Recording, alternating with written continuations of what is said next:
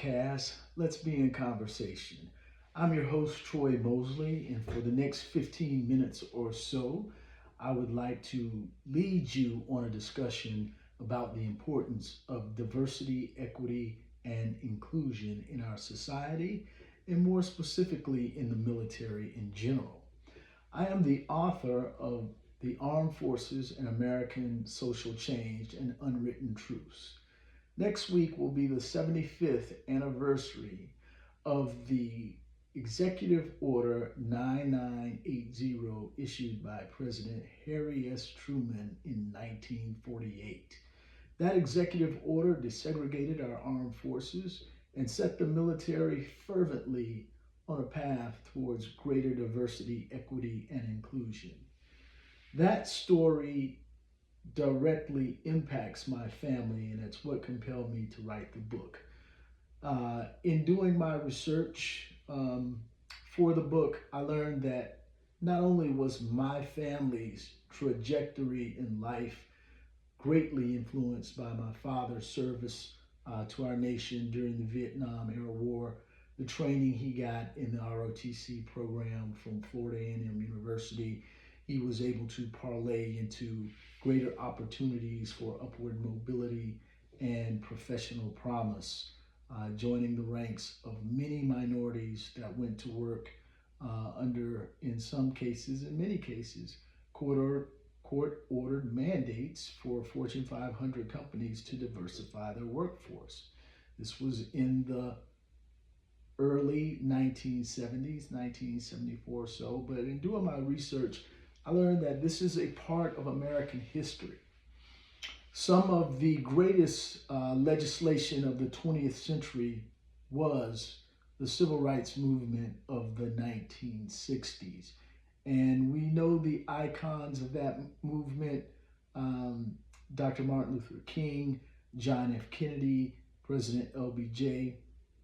But I think what is not often taught in schools is that Executive Order 9980 was the forerunner to that great movement.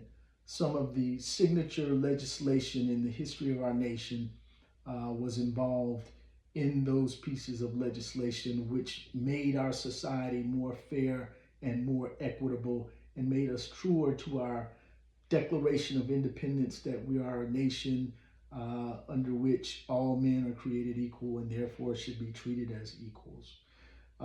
Because the military started its journey back in 1948, it has more experience in the area of diversity, equity, inclusion than any other American institution.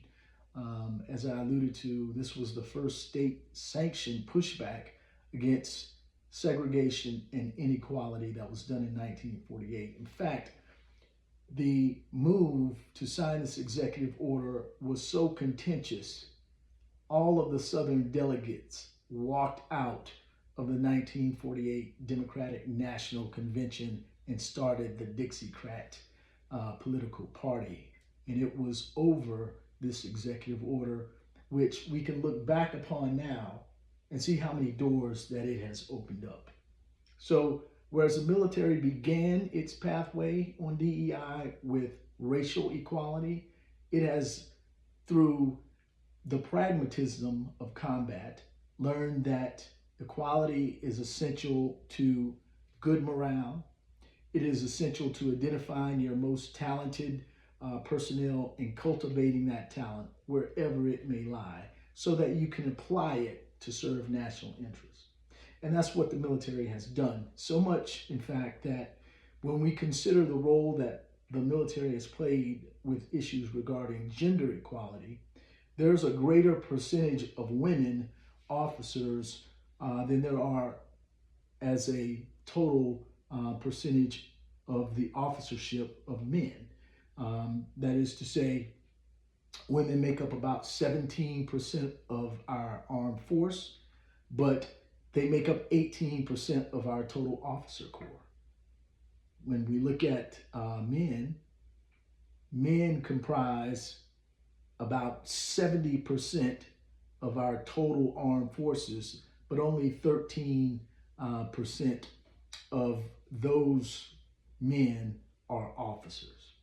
So, because the military has started and has been working very hard, um, we look to them a lot of times in industry and in other institutions for best practices.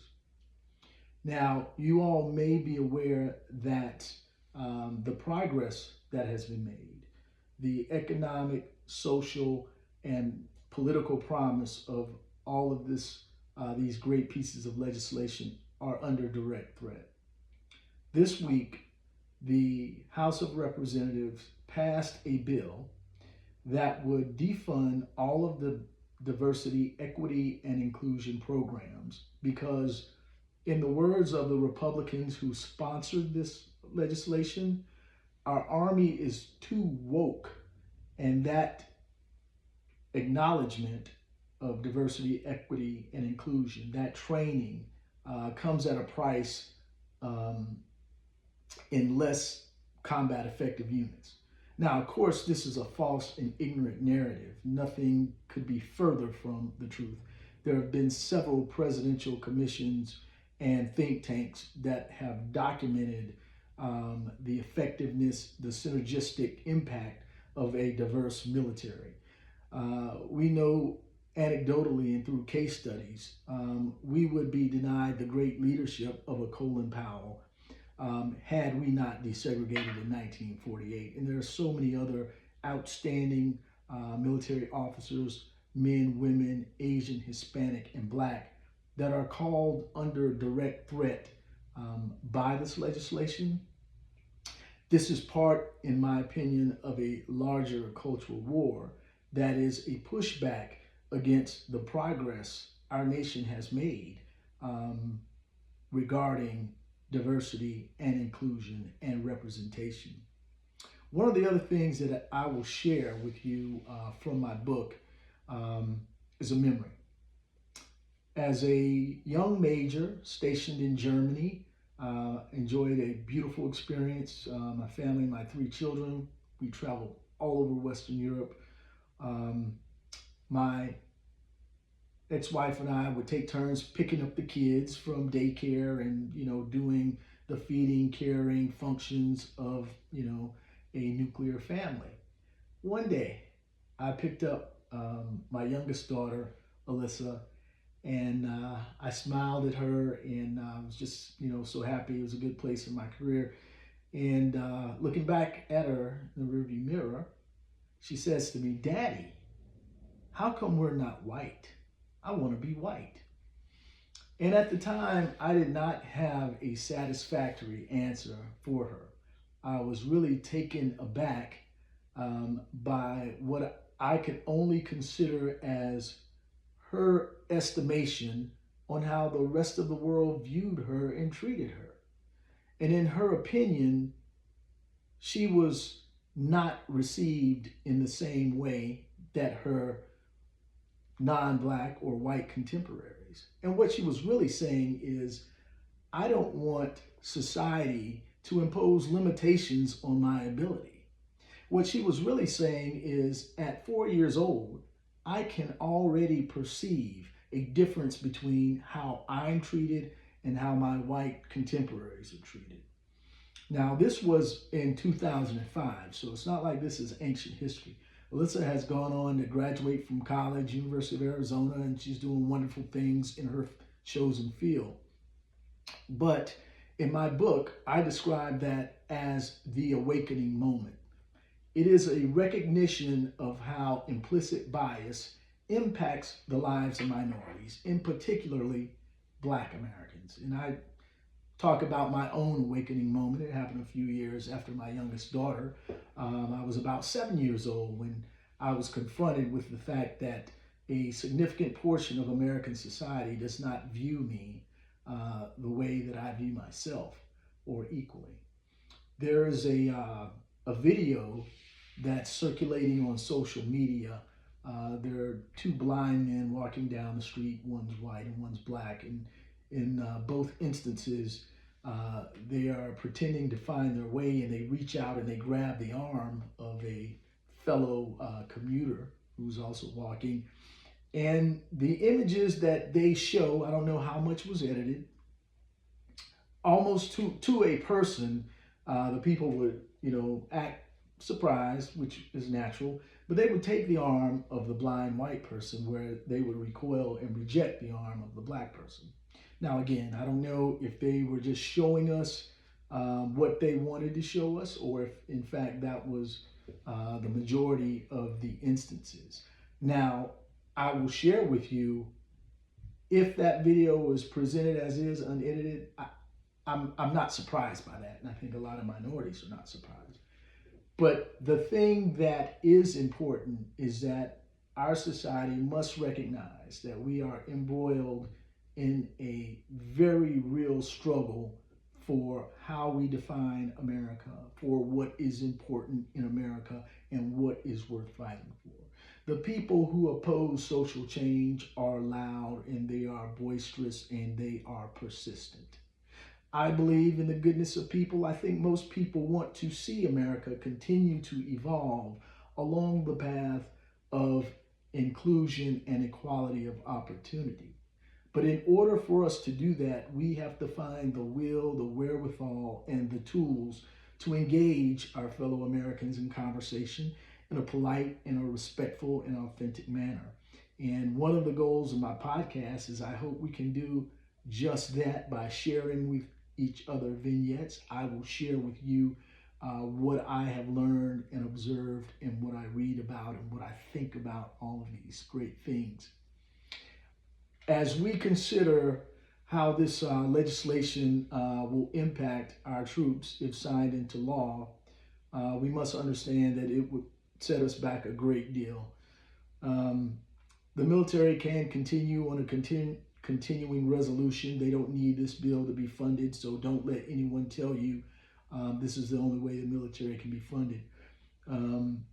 That said, we would prefer for them to be fully funded at whatever our legislators deem is appropriate, and not at last year's funding plus inflation, which is what a continuing resolution would do. But we also cannot allow the minority of Americans throw away the goodness that has helped us get to a point in our nation's history where we're making progress such that we have the first Black Secretary of Defense in our nation's 247-year history. We cannot allow our vocal and probably scared, certainly ignorant minority of Americans set us back from having the first woman Secretary of the Army. These things are good in so many ways because we know that the barriers to inclusion are not obsolete in their oppression. They signify that there is hope and there is progress, and we need to continue to invest in those programs that have gotten us to where we are today. I don't know if you all heard it, but freshman Alabama Senator Tommy Tuberville is, I should say, engaged in a 6-month blockade, and he is halting all senior level military promotions from being confirmed by the Senate. And the reason he is doing this is because he wants the military to change a long-standing policy whereby they allow service members the time to get medical treatment, and they will pay for travel to receive the treatment for things that are medically indicated, or procedures that a military doctor deems are medically suited or in the best interest of the soldier.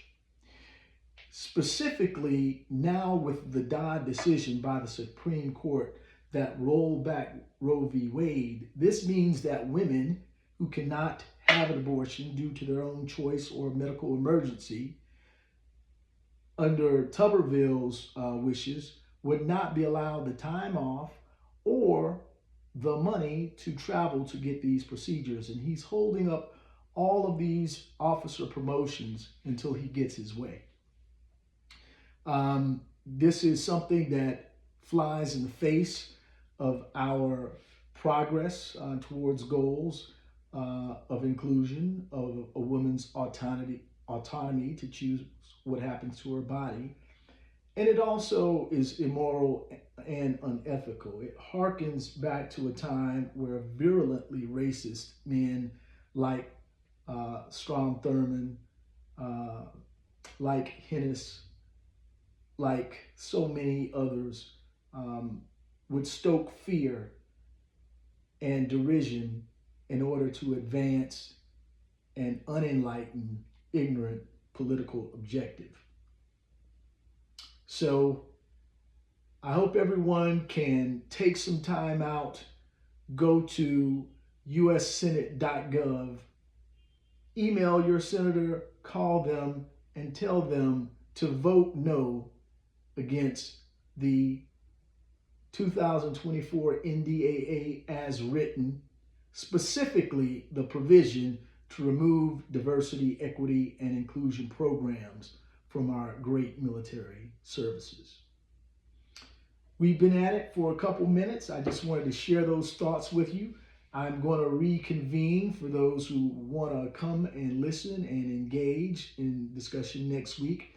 I'll be doing a special 75th anniversary podcast that talks about what was the impetus for change in 48, what goodness has come out of the military's marked decision to become a more inclusive force, and just kind of hear some of the things that are important to you. I'll be doing that podcast live.